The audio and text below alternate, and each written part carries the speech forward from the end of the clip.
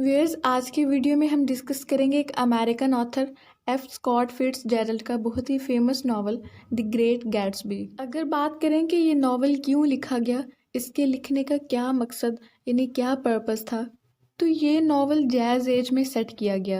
جیز age ایک cultural movement ہے جو ورلڈ وار 1 کے بعد امریکہ میں سٹارٹ ہوئی اور 1920 سے 1930 تک رہی۔ بیسیکلی جیز ایک افریقن امریکن میوزک ہے جس کی ٹون اور ریدمز بہت ہی کمپلیکس یعنی مشکل اور الجھی ہوئی تھی، اور اسی طرح یہ ٹائم پیریڈ بھی بہت ہی کمپلیکس تھا جب سوشل ٹرانسفارمیشن ہوئی۔ امریکہ کی اکانومی بڑھ رہی تھی، لوور کلاس بھی اسٹرگل کرتی نظر آ رہی تھی، لوگوں کے لیے سوشل موبلٹی آسان ہو گئی تھی۔ کوئی بھی آدمی چاہے وہ جس بھی کلاس سے تعلق رکھتا ہے، امیر ہے یا غریب، آسانی سے ایک جگہ سے دوسری جگہ جا سکتا تھا اور کما سکتا تھا۔ اس طرح ایک سینس آف پاسبلٹی پیدا ہوئی جسے اس ناول میں کیپچر کیا گیا ہے۔ یہ ناول 1925 میں پبلش ہوا۔ اس کا لٹریری پیریڈ ہے ماڈرنزم اور اس کی سیٹنگ رکھی گئی 1922 میں نیو یارک کی مختلف جگہوں پہ۔ فرسٹ پرسن نیریٹو اس کا پوائنٹ آف ویو ہے اور جے گیٹسبی نام کا آدمی پروٹیگونسٹ ہے، جبکہ انٹیگونسٹ ٹام بیوکینن ہے۔ اگر بات کریں اس ناول کے میجر تھیمز کی تو سب سے پہلے دی رورنگ ٹوینٹیز ہے۔ امریکہ میں 1920 کا ٹائم رورنگ ٹوینٹیز سمجھا جاتا ہے۔ 1918 میں جب ورلڈ وار 1 ختم ہوئی تو امریکہ کی ینگ جنریشن جنہوں نے جنگ میں حصہ لیا تھا شدید مایوسی کا شکار ہو گئے، کیونکہ انہوں نے بلڈ شیڈ یعنی خون ریزی اپنی آنکھوں سے دیکھی تھی۔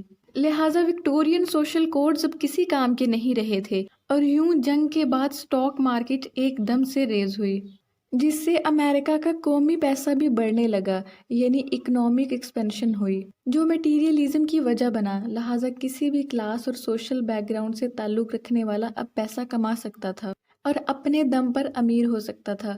اگرچہ 1920 کا ٹائم آپٹیمسٹک ٹائم تھا، یعنی غریبوں کے لیے امید کی کرن تھی کہ اب وہ بھی پیسہ کما سکتے تھے اور امیر ہو سکتے تھے، لیکن رائٹر نے اس ناول میں اس کی ڈارک سائڈ کو بھی دکھایا کہ لوگ کسی بھی طریقے سے پیسہ کما رہے تھے اور اسی دوران وہ اندر سے کھوکھلے ہو رہے تھے۔ پھر ہے امریکن ڈریم۔ امریکن ڈریم ایک آئیڈیالوجی، ایک نظریہ اور ایک سوچ تھی کہ کوئی بھی آدمی چاہے وہ امیر گھر میں پیدا ہوا ہے یا غریب گھر میں، اور وہ اپنی پرائیویٹ پراپرٹی اون کر سکتا ہے، اسے پولیٹیکل اور اکنامک فریڈم بھی حاصل ہوگی۔ لہٰذا ان سب کے ساتھ ساتھ اس کی پرسنل گروتھ بھی ہونی چاہیے تاکہ وہ خود کو بہتر انسان بنا سکے اور سیلف ایکچوئلائزیشن حاصل کر سکے۔ ناول کا پروٹیگونسٹ جے گیٹسبی امریکن ڈریم کی بہت اچھی اگزامپل ہے، جو امریکن ڈریم کی کرپٹ اور ان کرپٹ سائڈ دونوں کو سمبولائز کرتا ہے۔ کرپٹڈ ڈریم اس طرح سے کہ وہ دولت حاصل کرنے اور پیسہ کمانے کے لیے مختلف شارٹ کٹس لیتا ہے اور اندر سے کھوکھلا ہو جاتا ہے، اور ان کرپٹڈ ڈریم اس طرح سے کہ وہ اپنے لو کو واپس پانے کے لیے بہت سٹرگل کرتا ہے اور اس کے لیے خود کو قربان کر دیتا ہے۔ پھر اس ناول میں لو اینڈ میرج کا تھیم دکھایا گیا ہے، اور پھر کلاس سسٹم کہ کس طرح سوسائٹی کلاسز میں تقسیم، اولڈ منی، نیو منی اور نو منی۔ اولڈ منی جن کے پاس پہلے ہی پیسہ تھا، یعنی انہیں جائیداد میں ملا تھا۔ نیو منی وہ جو امریکن ڈریم کے ذریعے پیسہ کمایا جا رہا تھا، جبکہ نو منی جن کے پاس بالکل بھی پیسہ نہیں تھا، نہ انہوں نے خود کمایا اور نہ ہی انہیں جائیداد میں ملا۔ اس ناول میں 2 جگہ دکھائی گئی ہیں، ویسٹ ایگ اور ایسٹ ایگ۔ ویسٹ ایگ میں نیو رچ پیپل رہتے تھے، یعنی جنہوں نے امریکن ڈریم کے ذریعے ابھی پیسہ کمایا تھا۔ ایسٹ ایگ میں اولڈ رچ پیپل رہتے تھے، یعنی جن کے پاس پہلے سے ہی پیسہ موجود تھا، یعنی ان کے پاس نیو منی تھی، انہوں نے کام کیا اور کمایا، جبکہ ایسٹ ایگ والوں کے پاس اولڈ منی تھی جو انہیں جائیداد میں ملی۔ یہ لیس ریفائنڈ اور سوفسٹیکیٹڈ تھے، یعنی یہ اتنے شائستہ اور نفیس نہیں تھے، جبکہ ایسٹ ایگ والے ریفائنڈ اور کلچرلی اسٹیبلش تھے۔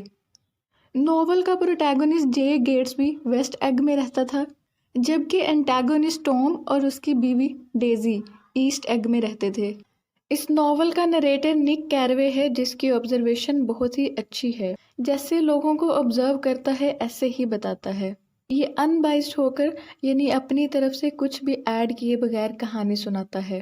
کہانی شروع ہوتی ہے 1922 کے موسم گرما سے، جب نک کیروے منیسوٹا سے نیو یارک میں رہنے کے لیے آتا ہے، اور یہاں بانڈ سیلز مین کے طور پر کام کرتا ہے۔ نک اولڈ رچ مین تھا، یعنی اس کے پاس اولڈ منی تھی، لیکن اس کے باوجود وہ ویسٹ ایگ میں ایک مکان کرائے پر لیتا ہے۔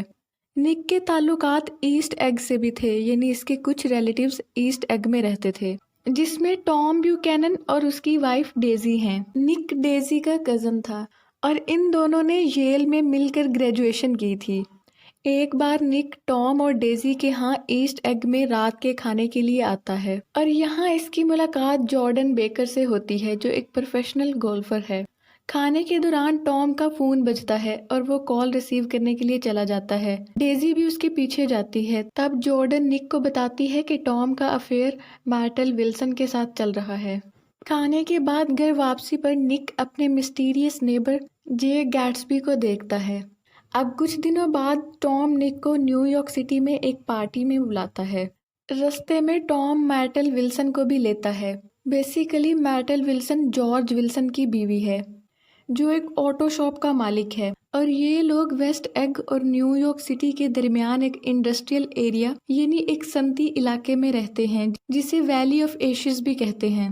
پارٹی میں مارٹل بہت زیادہ ڈرنکنگ کر لیتی ہے اور ڈیزی کا مذاق اڑاتی ہے۔ ٹام مارٹل کو تھپڑ مارتا ہے، جس کی وجہ سے اس کے ناک سے خون بہنے لگتا ہے۔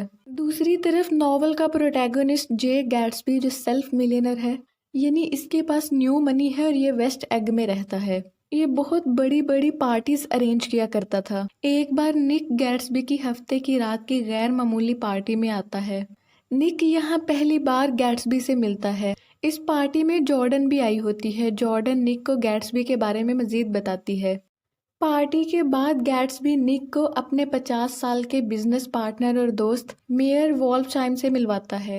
پھر جارڈن نک کو گیٹسبی کے بارے میں بتاتی ہے کہ اس نے ورلڈ وار 1 میں حصہ بھی لیا اور وار سے پہلے وہ ڈیزی سے بہت زیادہ پیار کرتا تھا، لیکن وہ چونکہ غریب تھا تو ان کی شادی نہ ہو سکی۔ اب گیٹسبی نے بہت پیسہ کما لیا تھا اور امریکن ڈریم پورا کر چکا تھا، لیکن اب ڈیزی کی شادی ٹام کے ساتھ ہو چکی تھی۔ گیٹسبی بہت بڑی بڑی پارٹیز ارینج کرتا تاکہ ڈیزی اس کی پارٹی میں آئے، لیکن ڈیزی ایک بار بھی اس کی پارٹی میں نہیں گئی تھی۔ اب گیٹسبی نک کو کہتا ہے کہ وہ اس کی اور ڈیزی کی ملاقات کروائے، لہٰذا ایک دن نک نے گیٹسبی اور ڈیزی دونوں کو اپنے گھر انوائٹ کیا۔ تب ڈیزی اور گیٹسبی سالوں بعد ایک دوسرے کے سامنے آتے ہیں، اپنے اولڈ لو کو ڈسکور کرتے ہیں اور دوبارہ سے ایک دوسرے سے پیار کرنے لگتے ہیں۔ پھر کچھ دنوں بعد ڈیزی نک، جارڈن اور گیٹسبی کو اپنے اور ٹام کے گھر بلاتی ہے۔ لنچ کے دوران ٹام نے نوٹ کیا کہ ڈیزی اور گیٹسبی کے درمیان افیئر چل رہا ہے۔ اب کچھ دیر بعد انہوں نے پلان کیا کہ وہ نیو یارک سٹی گھومیں، لہٰذا وہ سب پلازا ہوٹل میں جاتے ہیں اور وہاں ٹام گیٹسبی سے ڈیزی کے بارے میں باتیں کرنے لگتا ہے۔ کیونکہ اسے شک تو پہلے ہی ہو گیا تھا، لہٰذا گیٹسبی بھی ٹام کو بتا دیتا ہے کہ ڈیزی اور اس کا افیئر پاسٹ میں رہا ہے۔ گیٹسبی ٹام کو کہتا ہے کہ ڈیزی تم سے پیار نہیں کرتی، وہ صرف مجھ سے پیار کرتی تھی اور اب بھی کرتی ہے۔ ٹام گیٹسبی کو کہتا ہے کہ تم نے شراب بیچ کر اور بہت سارے غیر قانونی طریقوں سے دولت کمائی ہے، لہٰذا وہ دونوں آپس میں بحث کرنے لگتے ہیں، اور تب ٹام ڈیزی سے پوچھتا ہے کہ وہ کس سے پیار کرتی ہے، تو ڈیزی کہتی ہے کہ وہ دونوں سے پیار کرتی ہے۔ گیٹسبی کو یہ سن کر بہت دکھ ہوتا ہے۔ پھر ٹام ڈیزی سے کہتا ہے کہ وہ گیٹسبی کے ساتھ گھر واپس پہنچے، کیونکہ وہ جانتا تھا کہ گیٹسبی اسے مزید پریشان نہیں کرے گا۔ لہٰذا ڈیزی اور گیٹسبی ایک کار میں چلے جاتے ہیں اور کچھ دیر بعد ٹام، نک اور جارڈن بھی ان کے پیچھے جاتے ہیں۔ جب وہ گھر پہنچ رہے ہوتے ہیں تو رستے میں ٹام، جارڈن اور نک کو ایک حادثہ پیش آتا ہے کہ مارٹل کو ایک کار نے ٹکر مار دی ہے، جس کی وجہ سے اس کی ڈیتھ ہو گئی ہے۔ ٹام کو پتہ چلتا ہے کہ یہ کار گیٹسبی کی تھی، لہٰذا وہ بہت غصہ ہوتا ہے کہ گیٹسبی بہت ہی بزدل آدمی ہے۔ اب پریشان جارج ولسن کو اس بات کا یقین ہو جاتا ہے کہ جو گاڑی ڈرائیو کر رہا تھا وہ مارٹل کا لور ٹام تھا، اس وجہ سے وہ ٹام کے پاس آتا ہے اور ٹام اسے گیٹسبی کے بارے میں بتاتا ہے۔ پھر نک گیٹسبی سے ملتا ہے اور تب نک کو پتہ چلتا ہے کہ گاڑی گیٹسبی نہیں چلا رہا تھا، بلکہ وہ گاڑی جس نے مارٹل کو ٹکر ماری تھی وہ ڈیزی چلا رہی تھی۔ پھر بڑکا ہوا جارج ولسن گیٹسبی کے گھر پہنچتا ہے۔ تب گیٹسبی سوئمنگ پول میں تھا، تو جارج ولسن نے گیٹسبی کو گولی مار کر ہلاک کر دیا، اور یوں سوئمنگ پول میں ہی گیٹسبی کی ڈیتھ ہو جاتی ہے۔ اس کے بعد جارج ولسن بھی مر جاتا ہے اور اس کی لاش سوئمنگ پول کے باہر چند گز کے فاصلے پر پڑی تھی۔ پھر نک گیٹسبی کے فیونرل کا انتظام کرتا ہے جس میں اس کا کوئی دوست یا کوئی جاننے والا نہیں آیا تھا، صرف گیٹسبی کا فادر آیا تھا۔ پھر نک اور جارڈن نے بھی اپنا رشتہ ختم کر لیا تھا۔ نک جب ٹام کے پاس آتا ہے تو اسے پتہ چلتا ہے کہ ٹام نے ہی جارج ولسن کو بھڑکا کر بھیجا تھا کہ گیٹسبی کی گاڑی نے مرٹل کو ٹکر ماری تھی جس کی وجہ سے اس کی ڈیتھ ہوئی۔ نک اس بات پر بہت افسوس کرتا ہے، لہٰذا وہ اس بیزار اور کھوکھلی لائف سے اکتا کر واپس مینیسوٹا جانے کا فیصلہ کرتا ہے۔ لیکن نک ٹام کو یہ نہیں بتاتا کہ گاڑی گیٹسبی نہیں بلکہ ڈیزی چلا رہی تھی۔ اسی کے ساتھ یہ پلے اینڈ ہوتا ہے۔ اس کی کچھ امپورٹنٹ کوٹیشنز یہ ہیں: